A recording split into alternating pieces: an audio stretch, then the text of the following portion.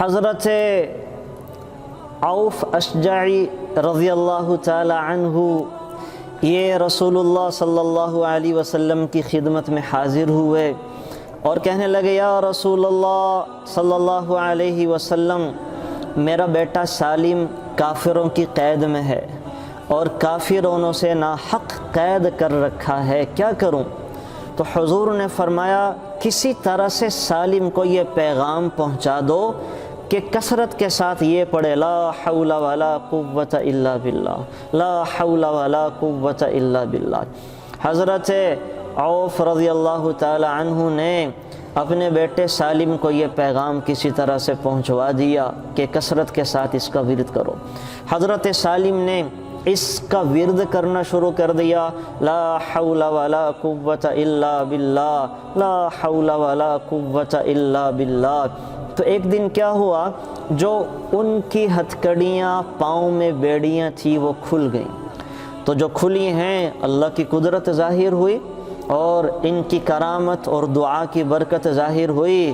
ظاہر ہے یہ رسول اللہ صلی اللہ علیہ وسلم کا بتایا ہوا وظیفہ تھا، یہ میرے نبی کی بتائی ہوئی دعا تھی، اثر کیسے نہ کرتی۔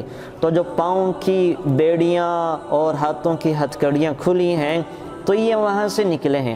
اب جب قید خانے سے نکلے ہیں تو انہوں نے باہر دیکھا کہ کیا صورتحال ہے، رات کا وقت تھا، تو ایک اونٹنی ان کو دکھی، اونٹنی پر سوار ہو گئے۔ اب اونٹنی پہ جو سوار ہوئے تو باقی اونٹ بھی اس کے پیچھے پیچھے وہ کھڑے ہو کے ان کے ساتھ چل پڑے۔ حضرت سالم رضی اللہ تعالیٰ عنہ اپنے گھر پہنچے ہیں، جب سحری کے قریب اپنے گھر پہنچے ہیں تو جا کے آواز دی اپنے گھر میں، تو ان کے والد اور والدہ کہنے لگے کہ یہ تو سالم ہے، سالم کی آواز لگتی ہے۔ دروازہ جو کھولا تو سامنے اپنے بیٹے کو پایا، سارا قصہ ماجرا سنا کہ کیسے آئے، تو فرمایا کہ اس دعا کی برکت تھی جو رسول اللہ صلی اللہ علیہ وسلم نے سکھائی تھی، اللہ تعالیٰ نے مجھے ناحق قید سے چھٹکارا عطا فرمایا۔ تو یہ اونٹ اور اونٹنی کہاں سے آ گئی، یہ سارا ریوڑ جو تمہیں لے آئے ہو؟